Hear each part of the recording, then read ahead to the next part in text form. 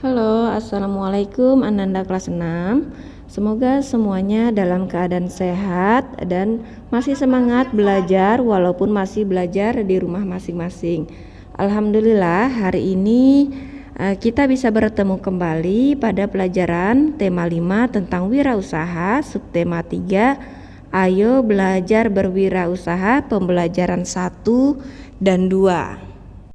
Bagaimana kalian sudah siap untuk belajar hari ini?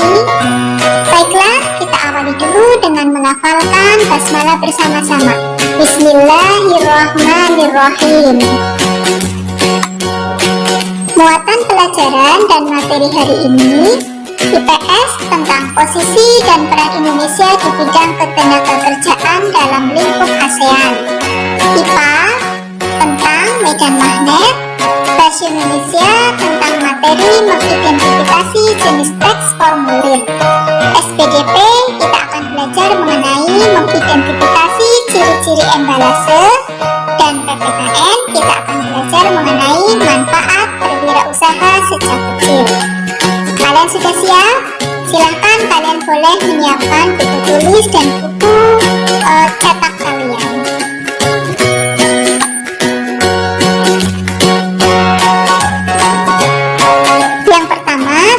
Belajar mengenai posisi dan peran Indonesia di bidang ketenagakerjaan dalam lingkup ASEAN. Negara-negara ASEAN telah menyepakati terbentuknya Masyarakat Ekonomi ASEAN atau disingkat dengan MEA. Dengan dibentuknya MEA ini diharapkan dapat menjaga keseimbangan perekonomian di wilayah ASEAN.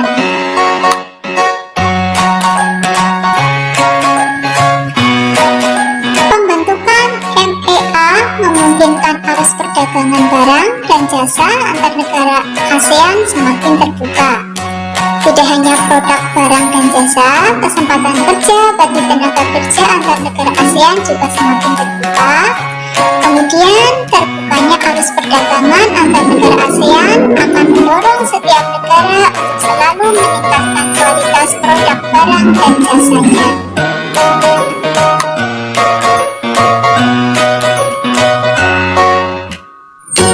Selanjutnya, kita akan belajar mengenai medan magnet. Pada pembelajaran sebelumnya, kalian masih ingat kita belajar mengenai apa? Ya, betul. Pada pembelajaran sebelumnya, kita belajar mengenai benda magnetis dan benda non-magnetis. Kali ini, kita akan belajar medan magnet. Apa yang dimaksud dengan medan magnet? Perhatikan gambar berikut ini. Medan magnet adalah daerah di sekitar magnet yang masih dipengaruhi oleh gaya magnet. Medan magnet tidak terlihat, namun kita dapat melihatnya dengan menggunakan serbuk besi. Kalian sudah pernah melihat serbuk besi? Perhatikan gambar di samping ini. Titik-titik kecil ini merupakan serbuk besi. Serbuk besi yang berada di sekitar magnet akan membentuk garis gaya magnet.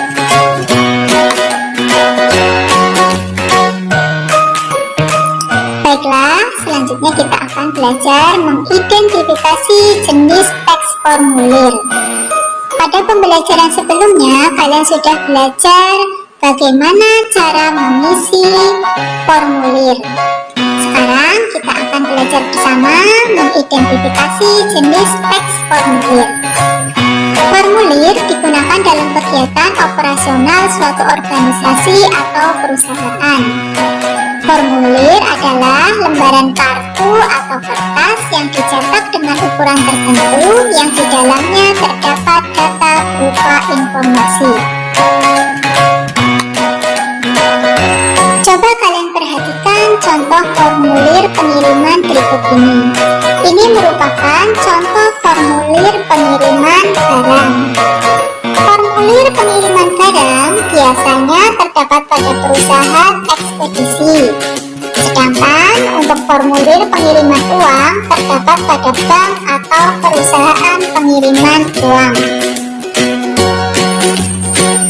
Formulir pengiriman barang ini diperlukan ketika seseorang akan mengirimkan barang, sedangkan formulir pengiriman uang diperlukan ketika seseorang akan mengirimkan uang ke suatu tujuan tertentu. Coba kalian perhatikan formulir pengiriman berikut ini.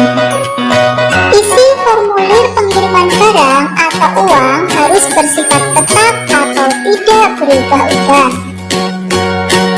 Informasi apa saja yang terdapat di formulir pengiriman tersebut biasanya meliputi tanggal pengiriman, nama pengirim, alamat dan nomor telepon pengirim, nama penerima, alamat dan nomor telepon penerima, jenis barang, jumlah berat barang, biaya pengiriman, serta catatan.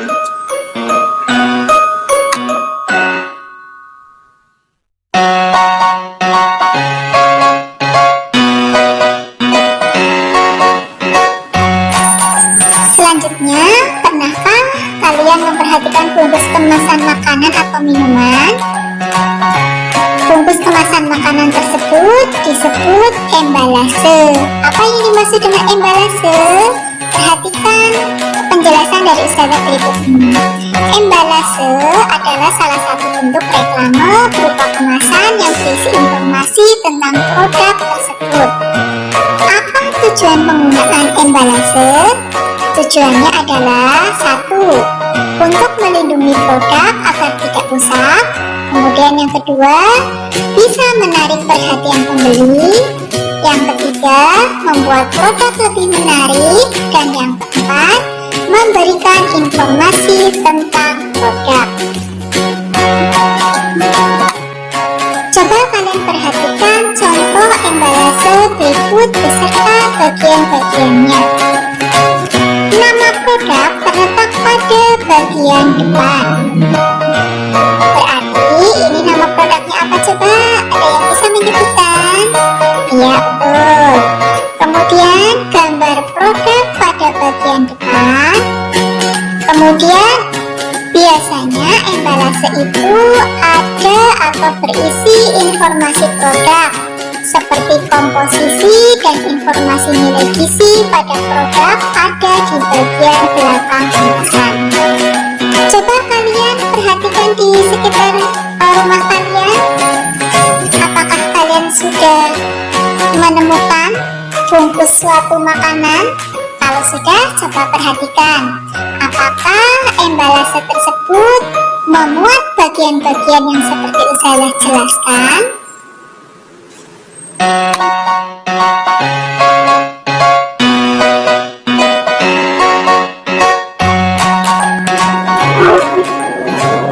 Selanjutnya kita akan belajar mengenai manfaat berwirausaha sejak kecil. Di sekolah kalian, adakah yang masih ingat ketika setiap hari Sabtu ada kegiatan apa? Ya, setiap hari Sabtu biasanya kita mengadakan kegiatan Business Day. Siapa yang rajin atau rutin untuk berjualan? Iya, karena kegiatan sekolah kita masih di rumah, berarti untuk kegiatan Business Day dari sekolah. Sementara kalian boleh mengadakan kegiatan berwirausaha dari rumah kalian masing-masing. Coba, apa manfaat berwirausaha sejak kecil? 1. Bisa melatih jiwa wirausaha sejak kecil. Kemudian yang kedua, mengembangkan kreativitas yang dimiliki. Yang ketiga, melatih diri untuk menghemat uang yang diperoleh.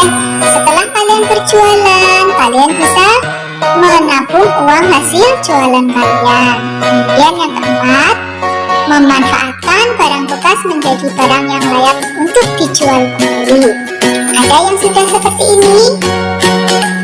Oke, kemudian yang kelima, bisa mengasah potensi yang dimiliki.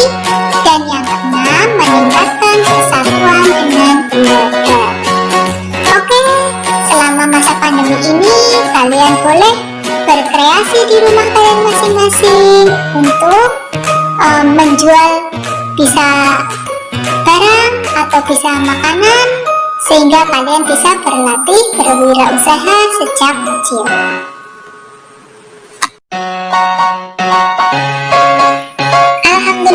pembelajaran hari ini telah selesai. Sampai bertemu kembali pada pembelajaran berikutnya.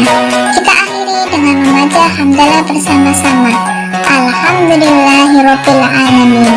Wassalamualaikum warahmatullahi wabarakatuh.